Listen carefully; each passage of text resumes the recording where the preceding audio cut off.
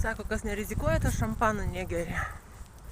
Šampano aš negeriu, bet sveikesnė noriu būti. Sveikesnė aš jau tapau. Šiandien lygiai 2 metai po Beikerio cistos plyšimo. Ieškojau visą tą laiką optimaliausią variantą savo, kaip padėti. Ir optimaliausio varianto mano suvokimu nėra. Reikia derinti kelis variantus.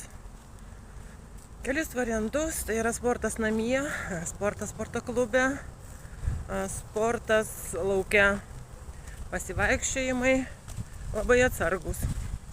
Šiandieną mano kelias į stadioną bus lengvas vaikščiojimas stadiono taku ir žinoma mankšta, kuri mane turi užkurti, užvesti šiai dienai. Būkite laimingi pagal save, labai saugokit savo sveikatą.